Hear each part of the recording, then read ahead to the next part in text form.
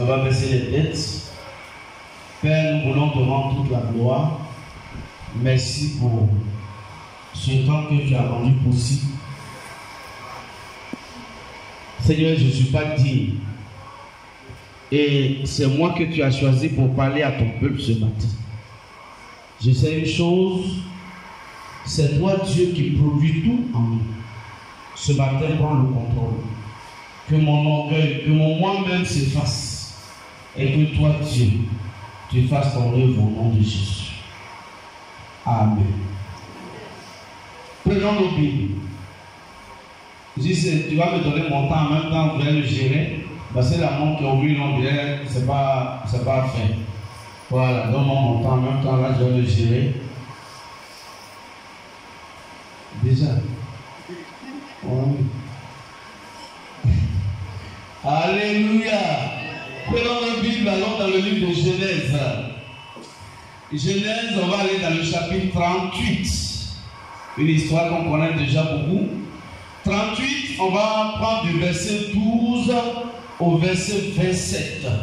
Frère Mélie, pardon, il faut lire, c'est long, mais c'est pas grave, on va écouter. Genèse, chapitre 38, du verset 12 au verset 27.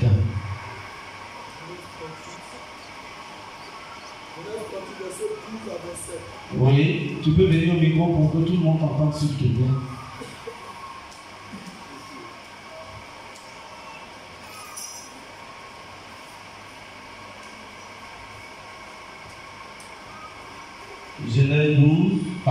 Genèse 38, verset 12 à 27. Genèse 38, verset 12 à 37. 27. À 27, oui, 27. Les jours s'écoulèrent. Et la fille de Choua, femme de Juda, mourut. Lorsque Juda fut consolé, il monta à Timna, vers ceux qui tondaient ses brebis. Lui et son ami Ira, la Doulamite. On en informa Tamar, puis on lui dit, voici ton beau-père qui monte à Timna pour tondre ses brebis. Alors, elle ôta ses habits de veuve, elle se couvrit d'un voile et s'enveloppa, et elle s'assit à l'entrée d'Énaïm, sur le chemin de Timna, car elle voyait que Sheila était devenu grand et qu'elle ne lui était point donnée pour femme.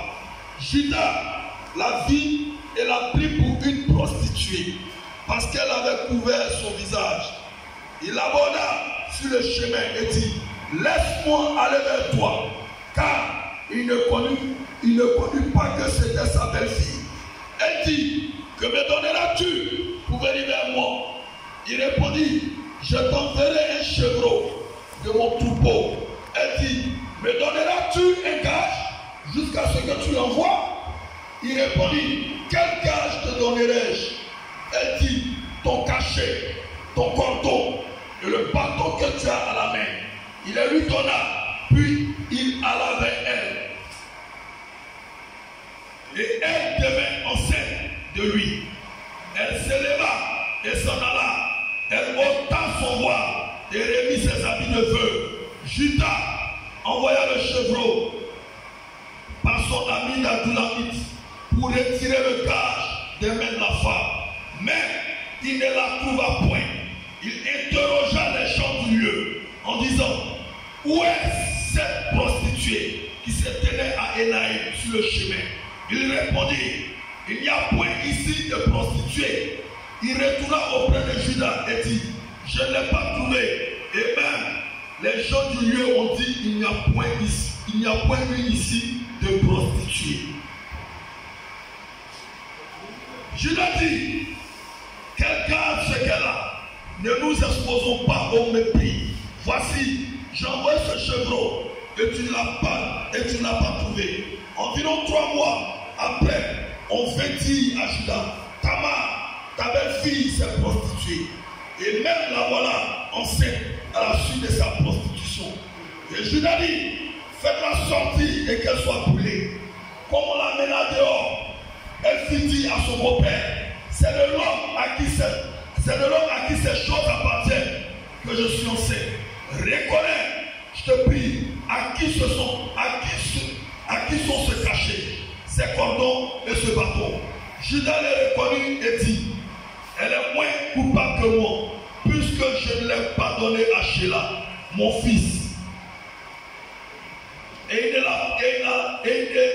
la connut plus. Quand elle fut au moment d'accoucher, voici il y avait 2 jumeaux dans son ventre. Alléluia. Bien aimé, beaucoup de personnes connaissent cette histoire. Je veux juste rafraîchir ta mémoire à travers l'histoire et on va juste tirer quelques leçons et ce sera fini. Amen. C'est l'histoire donc des enfants d'Israël. Israël qui avait 12 enfants, dont Joseph. Et Joseph avait ses frères. Joseph était le préféré de son père. Et puis tout le monde, tous ses frères étaient contre lui. Ils étaient jaloux de lui. Et puis ils ont décidé de mettre Joseph. D'abord ils voulaient le tuer. Il y a un qui dit non, ne le tuons pas. C'est notre frère, ne versons pas son sang. Et donc, ils vont faire des propositions. Et M. Judas va dire, bon, si c'est comme ça, au lieu de le tuer, on n'a qu'à le vendre. C'est comme ça, ils ont vendu leur frère Joseph, n'est-ce pas? Quand ils l'ont vendu, cette belle histoire de Joseph s'est arrêtée au chapitre 37. Et du coup, on commence l'histoire de ce Judas, frère de Joseph. Amen. Cette brutalité m'a intéressé. Cette brutalité m'a intéressé dans le sens où voici une belle histoire qu'on est en train de raconter qui suit son cours. Et du coup, brusquement, on la coupe et on rentre dans une autre histoire. Amen. Bien, mais ce matin, je veux dire à quelqu'un, l'histoire que tu mènes, l'histoire que tu es en train de mener, et peut-être que tu es déboussolé. Aujourd'hui, l'heure est arrivée où Dieu va couper brusquement cette histoire pour t'emmener dans une autre histoire. Une histoire qui va bouleverser ta vie, une histoire qui va changer beaucoup de choses dans ta vie. Une histoire qui ne sera pas pareille à celle que tu vivais. Tu as vécu des difficultés. Il y a histoire et histoire. Il y a des histoires quand ça commence c'est difficile. Mais quand la main de Dieu vient, cette histoire s'interrompt, s'arrête et une nouvelle histoire commence. Ce matin, j'annonce une nouvelle histoire sur ta vie au nom de Jésus. Les choses sont difficiles pour toi, me dit l'Esprit de Dieu. Tu ne fais que pleurer. Mais je vais t'annoncer une bonne nouvelle ce matin. L'histoire qui suivait ton cours, pour laquelle tu ne sais plus où mettre la tête, je t'annonce ce matin que cette histoire s'arrêtera brusquement, subitement, pour faire place à une nouvelle histoire dans ta vie.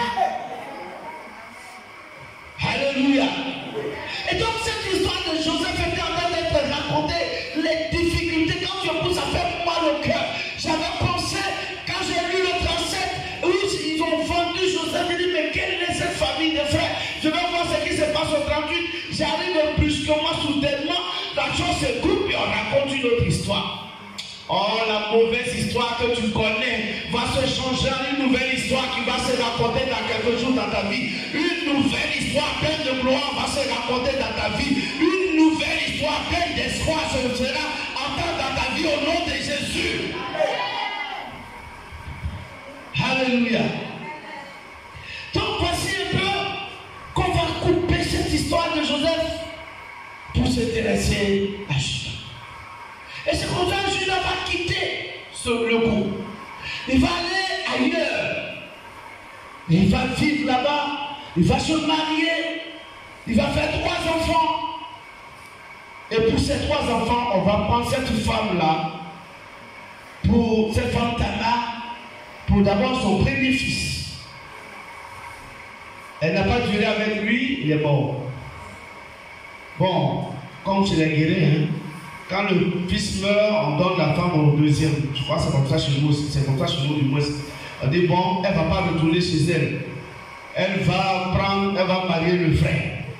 Donc c'est comme ça, eux aussi ils ont fait. On dit bon, comme le grand frère mort, elle va marier le petit frère. Le petit frère aussi, à force de faire des mauvaises choses, lui aussi, il est mort. On dit bon, comme le plus petit, il est encore très petit, retourne chez toi. Quand il va grandir, tu vas le marier. Maintenant, on a notre un sur toi. Tu es notre femme. Où tu t'en vas là? Faut pas chercher garçon d'aide. Reste tranquille. On a notre un sur toi. Si c'est la grandi, si notre fils grandit, il va te marier. Mais pour le moment, reste tranquille. La femme est partie. Espérant que quand l'enfant va grandir, elle va le marier. Des années passent, ça passe. L'enfant grandit, on lui dit rien. Alléluia. Elle était dans des habits de deuil. Depuis qu'elle a perdu ses 2 maris, elle est dans des habits de deuil. Alléluia. En Afrique, quand ton père est ton mari, on dit qu'elle est maudite. Mais ce n'est pas forcément la malédiction qui fait qu'une femme perd ses 2 maris, ses 3 maris. Ça peut arriver. Et je ne souhaite pas cela pour quelqu'un au nom de Jésus. Et donc, elle va attendre. Mais tout ce temps que cette dame attendait, des années, elle n'a pas autre habit que habit de deuil. Amen. Elle ne fait que pour habit les habits de deuil. Et c'est comme ça qu'elle a vécu pendant des années. Un jour, son beau-père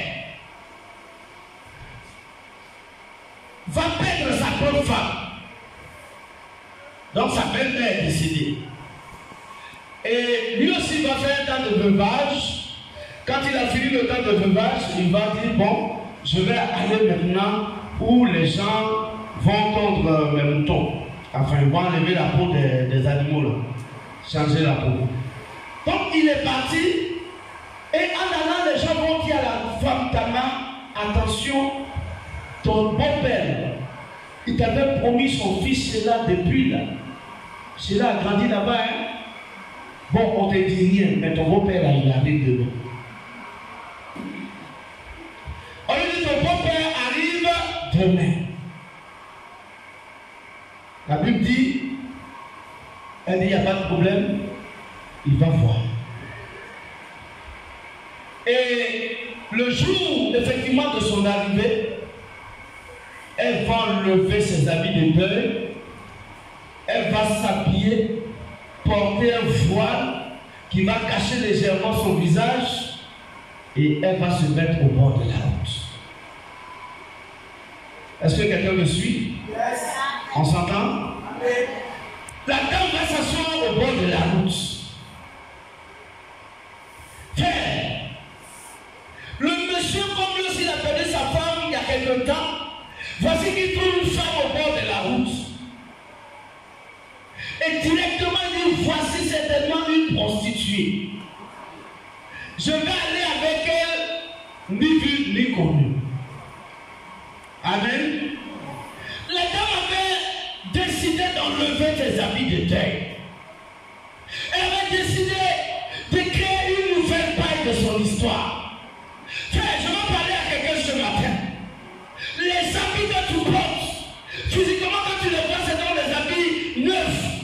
Mais quand spirituellement, ce sont des habits de deuil, ce sont des habits de malheur, ce sont des habits de pauvreté, ce sont des habits de souffrance. Quand tu les portes, toujours la souffrance te suit. Mais aujourd'hui, comme cette femme a enlevé ses habits de deuil, tu enlèveras ses habits de souffrance, tu enlèveras ses habits de célibat, tu enlèveras ses habits de déception, tu enlèveras ses habits de malédiction, tu enlèveras ses habits de malheur. que Jésus va te visiter ce matin. Ta femme va enlever ses habits. Elle va se mettre au bord de la route, bien habillée. Le monsieur la voit.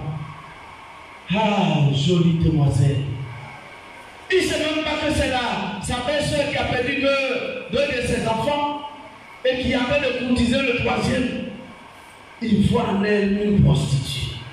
Frère, je ne dis pas que la Bible dit qu'elle est prostituée, mais lui, il voit en elle une prostituée. C'est différent. Hein? Alléluia. Donc, il va décider d'aller avec elle. Et elle va lui dire, monsieur, tu veux de moi? Ah, c'est intéressant. Mais si tu veux de moi, tu vas me donner quoi? Amen. Quand j'ai lu ce texte, j'ai dit, ah, cette femme peut venir donner l'éducation à nos femmes, à nos filles de maintenant. Dès que les garçons disent, je t'aime, maintenant, oui, allons-y. Non, il ne faut pas aller avec lui. Demande un gage. Tu vas me prendre, ça pour faire quoi? On va arriver où? Si ce n'est pas pour le mariage, ce n'est pas la peine. Mais si c'est pour le mariage, je suis d'accord. Allons devant mon pasteur. Demandez un gage un jour. Si vous demandez un gage un jour, ça fait quoi? Je veux dire à quelqu'un, le monsieur ou la femme, là, si c'est pour toi, si le monsieur est pour toi, il dit, merci, dit ton bagage, il va partir, il va faire des années et reviendra vers toi. Parce que c'est Dieu qui a voulu que vous soyez ensemble. Demande toujours quelque chose. Et là, maintenant que tu demandes sa garantie, ça te stimule. Quand j'ai lu ça, ça me fait penser au livre de 1 Samuel, chapitre 17. David allait trouver ses frères sur le front de combat. Tout le monde tremblait à cause de Goliath. David va dire au roi Saül, dis-moi roi, celui qui va tuer ce circoncis, qui va lui faire quoi? Amen. Amen. Frère, il faut que quelque chose te stimule dans ta vie. Si tu n'es pas stimulé, tout ce que tu vas faire sera fade. Mais si tu es stimulé, tu feras toute chose pour la gloire de Dieu. Vérité. La femme va demander, tu me donnes quoi? David a demandé à Saül, celui qui tue là, il gagne quoi? Est-ce que tu as une fois demandé, si je t'épouse là, je gagne quoi? Alléluia. Que le Seigneur nous bénisse. Donc voilà, le monsieur, il y a prostitué, puis il y a prostitué. Hein? Ça c'est prostitué, selon lui, elle est prostituée, mais si c'est encore loin qu'elle est hier, ça peut me barrer là, ça peut me barrer quoi? Il dit, je vais te donner un chevreuil. Un chevreuil, c'est quoi? C'est le petit de la chair, n'est-ce pas? Docteur, c'est pas ça? Voilà. Donc, il dit, je te donne un chevreuil. Pardon, un chevreau autant pour nous. Elle dit d'accord. Mais chevreau là, c'est pas devant moi. Pourtant, tu veux aller avec moi aujourd'hui. Ça, il fait quoi? Il dit, mais on va faire quoi? Elle dit, bon, ok. Si tu veux, on va compris marcher. Donne-moi, d'accord, donne-moi d'abord, où est ma version? Elle va lui dire, donne-moi ton cachet. Vous savez, le cachet, pour les administratifs parmi nous, le cachet engage. Amen. Si vous ne savez pas demander, oui, à mon doyen, n'est-ce pas, papa? Le cachet t'engage. Si tu mets ton cachet là, si tu vas en justice à cause de ton cachet, on dit c'est toi. Parce que le cachet t'engage du moins. C'est pourquoi quand vous allez dans les directions, le directeur ferme son cachet puis il met dessus pour ne pas que quelqu'un l'utilise. Parce que le cachet t'engage. Donc en disant donne-moi ton cachet, elle veut lui dire Amen. Elle dit, donne-moi ton cachet. Ensuite, elle dit, donne-moi ton cordon. Ici, le cordon, ce n'est pas une corde qui relie quelque chose à une cloche pour tirer, puis ça va être dans. C'est pas ça. Le cordon ici, c'est une forme de ceinture de distinction. C'est cette ceinture quand tu la portes qui est distinguée. Et la fille dit, c'est que je veux là. Cette ceinture que tu as, que tu fais mal là, donne-moi ça. Alléluia.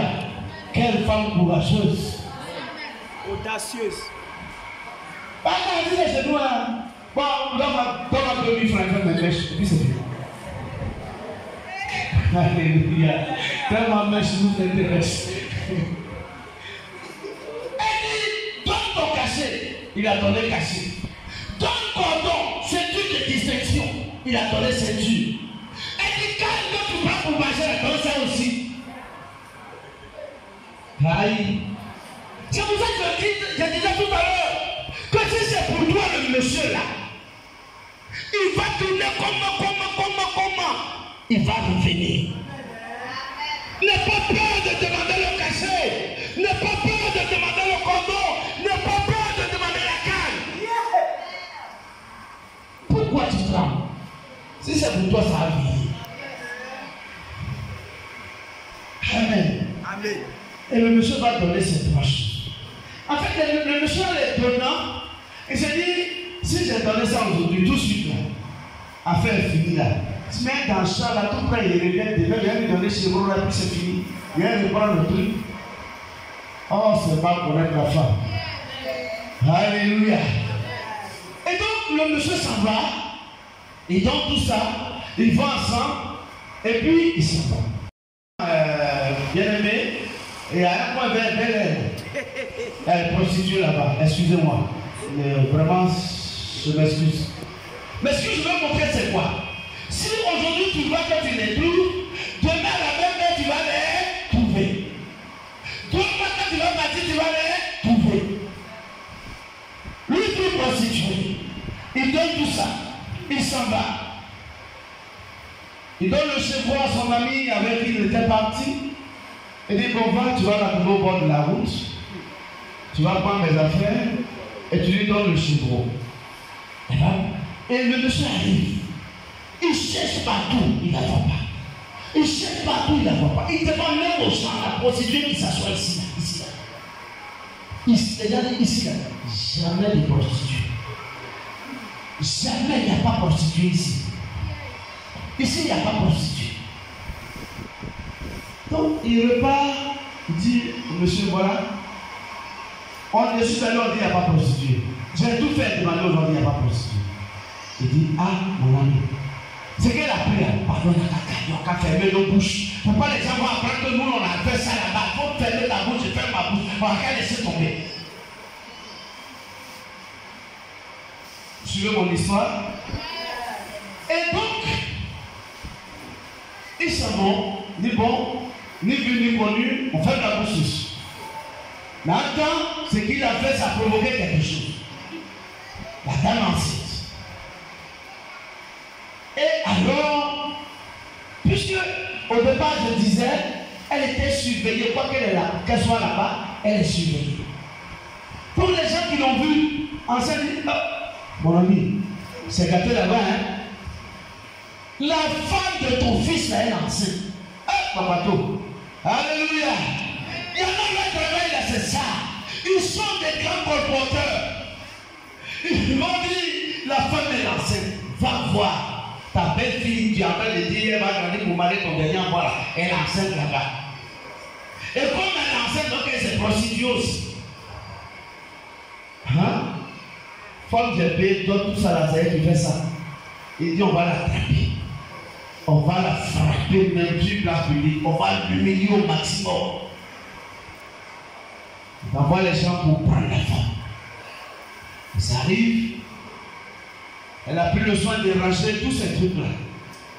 Ils arrivent devant le monsieur et il veut la lapider et elle dit, bon, je veux bien, je reconnais.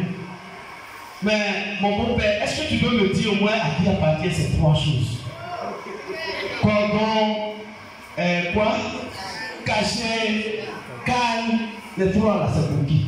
Si tu as trouvé la personne là, c'est que c'est lui qui m'a enseigné. Gloire à Jésus. Quand il a vu ça, la Bible dit il est confondu. Il dit la femme là, elle est moins perverse que moi-même. Il est confondu.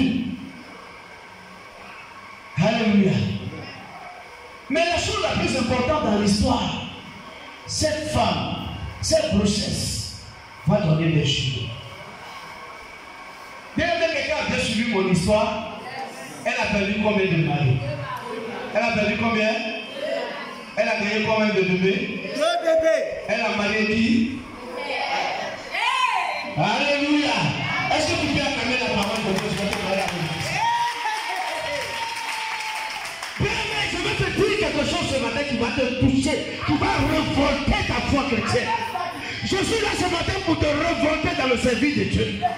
Père, si dans ton service du Seigneur, s'il y a une prière qui ne marche pas, change la manière de prier. Si tu avais l'habitude d'adorer, que l'adoration ne marche pas, il faut changer la manière d'adorer. Je veux te dire quelque chose ce matin. Permets dans le Seigneur, c'est ta détermination qui déterminera ta bénédiction. C'est le thème de mon message. Ta détermination déterminera ta bénédiction. Comment tu es déterminé dans le Seigneur? Cette femme, pour avoir sa bénédiction, elle a joué la folle. Elle est partie se mettre comme une prostituée, s'asseoir au bord de la route. La Bible dit quand son papa l'a vu, il dit voici une prostituée. Mais elle n'était pas prostituée. Elle savait ce qu'elle faisait. Elle savait ce qu'elle voulait. Mais toi, bien-aimé, dans la maison de Dieu, est-ce que tu sais ce que tu veux? Est-ce que tu sais ce que tu veux? Sois déterminé. Dieu bénit la folie. C'est celui qui est fou dans sa maison que Dieu bénit. Père, regarde les hommes de cette femme. La Bible perdait du sang. Une femme pure, en temps normal, elle va être cachée, recluse. Mais quand le temps est venu de jouer à la folle, elle a joué la folle et elle a touché le vêtement de Jésus. Est-ce qu'il y a quelqu'un qui est fou pour Jésus dans cette maison? Ta manière d'adorer Dieu doit changer. Parce que de cette manière, quand tu termines ta bénédiction. Alléluia. Dieu veut des gens déterminés. Tu es dans la maison de Dieu, tu écoutes les outils. Tu écoutes ce que les gens disent sur ta vie.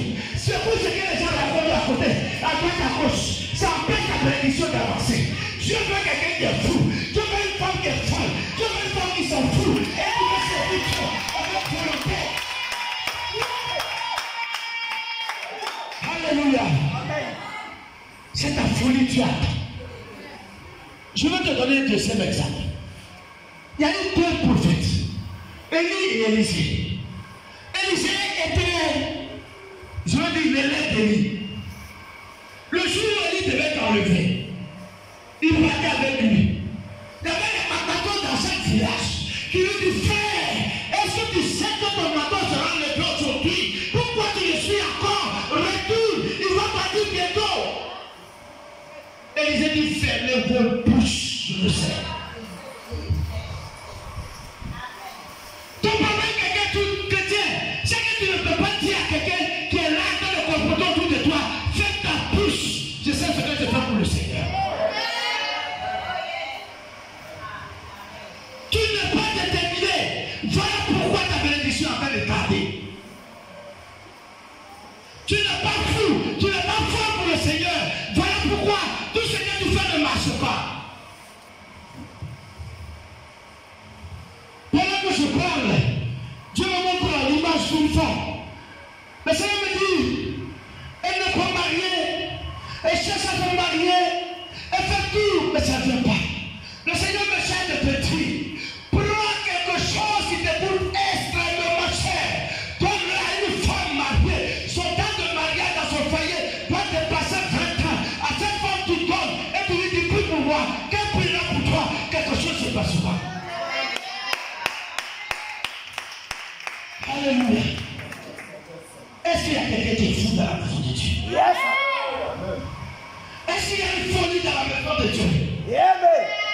Notre folie n'est pas totale. Quand tu veux même adorer Dieu, tu danses à choco. Tu n'as pas soif de Dieu, oui. Quand je regarde ça, je dis, il n'a pas la soif de Dieu. Moi, j'ai vu des églises, quand le message commence, le frère se met à genoux comme ça, devant l'autel, jusqu'à la fin du message. Mais maintenant, même quand le message commence, il dort. Toi, tu vas dire aussi que tu es déterminé pour le Seigneur. Je veux te choquer ce matin pour ta bénédiction. Vérité. Je veux te choquer ce matin parce que je veux que Dieu te bénisse. C'est cela. La Bible montre que Dieu ne parle de quelqu'un qui divise ta dîme pour l'envoyer à la personne de Dieu. Tu partais ta dîme en toi avant d'envoyer une partie.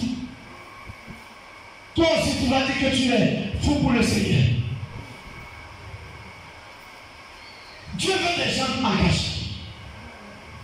C'est ta détermination qui va déterminer ta bénédiction dans le Seigneur. Elle a perdu 2 enfants au monsieur. Peut-être même que cette femme me regrettait. Chaque jour elle pleure. Et à cause de moi, le monsieur a perdu ses 2 enfants. Et à cause de moi, aujourd'hui le monsieur a perdu ses 2 enfants. C'est tellement il m'en fait. Mais à cause de sa détermination, le Seigneur a restitué les 2 enfants en même jour. Le Seigneur a restitué les 2 garçons de Judas le même jour. Alléluia. Amen. Cet homme était tellement déterminé. Elle pleurait pour avoir une onction de l'enfant. Elle pleurait pour avoir le fils comme mari. Mais quand tu es zélé pour le Seigneur, quand tu es engagé pour le Seigneur, quand tu te détermines pour le Seigneur, quand tu souffres pour le Seigneur, frère, laisse-moi te dire, quand ta bénédiction se multiplie par 3 ou 4, elle voulait une onction d'enfant pour marier, mais Dieu lui a donné une onction du Père. Veux-tu une onction du Père? Veux-tu une onction du Père? Toi, que garçon a laissé depuis 2 jours, tu ne manges pas à cause de ça.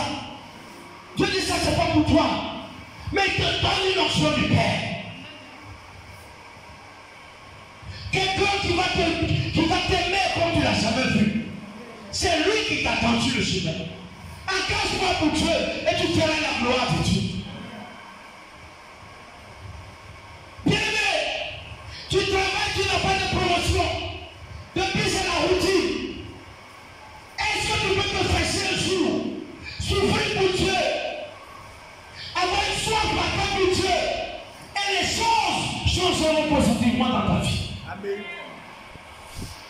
Ce matin, Dieu appelle des fous. Ce matin, Dieu veut des gens qui sont fous pour lui. Amen. Ce matin, Dieu veut des gens déterminés à le servir avec zèle. Amen.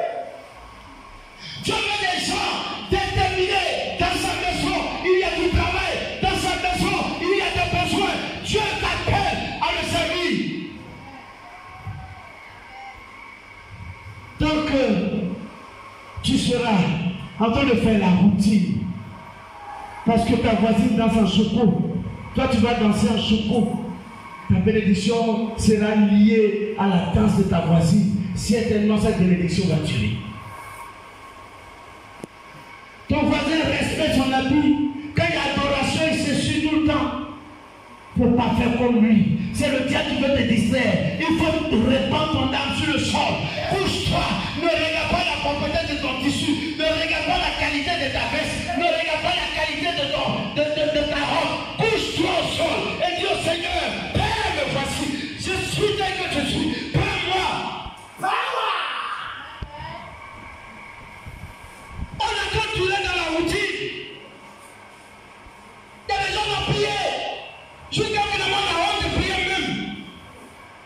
Mais quand le Seigneur le frère Dieu me dit, oh, c'est encore rien produit. Comment tu es gêné? Je n'ai pas dit que cette dame allait vers un homme de Dieu. Ta main n'est pas allée vers un homme de Dieu. Elle s'est levée elle-même. Elle dit, il faut que moi, là, je sens la future pour que ma bénédiction change. Tu Depuis tu es dans les vêtements de deuil. Pourquoi? Pourquoi? Ce matin, tu arrêtes ces vêtements de deuil au nom de Jésus et tu prends de nouveaux vêtements, des vêtements de gloire au nom de Jésus. Alléluia. On va prier le Seigneur. Le temps fini. Tiens-toi debout, on va prier le Seigneur. Tiens-toi debout, on va prier le Seigneur. Dieu bénit ma soeur. Que la gloire de Dieu descende sur ta vie et que tu changes de vêtements. Et que Dieu voit un nouveau vêtement qui te l'offre au nom de Jésus. Vous musical, il me reste 5 minutes. Est-ce qu'on peut, dans une folie extrême, comme tu l'as jamais fait, tu vas lever une imploration vers Dieu pour lui dire Seigneur, tu es tout, je suis rien. On va adorer seulement en 5 minutes et on va arrêter. Ce matin, Dieu t'a parlé. Dieu veut que tu sois déterminé. Dieu veut que tu sois une personne déterminée dans sa maison, déterminée pour son service, déterminée pour la messe selon ta marche avec lui. Prie le Seigneur ce matin. Tu as constaté, tu as prévu les grandes choses dans ta vie. Oh Père, laisse-moi petit. Tu as prévu les grandes choses dans ta vie. Le Seigneur me dit de te dire, il a prévu les grandes choses dans ta vie. Mais ces choses sont prévues parce que ta manière de l'adorer, elle ne lui convient pas. Lève-moi ce matin.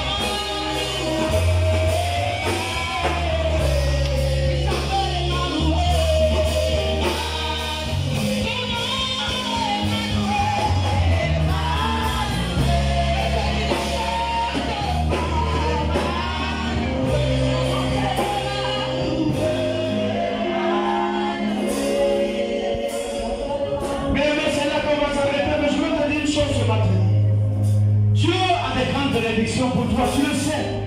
Dieu s'est révélé plusieurs fois à toi-même.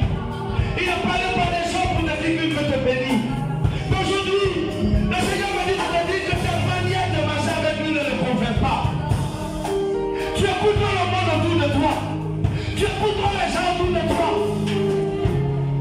Ce que tu veux de toi, c'est une fou pour lui, une folle pour lui. Et c'est à cette condition qu'il va te aimer. C'est à cette condition qu'il va te bénir. C'est à cette condition que tu seras appelé le Fils du Très-Haut. Merci pour nous.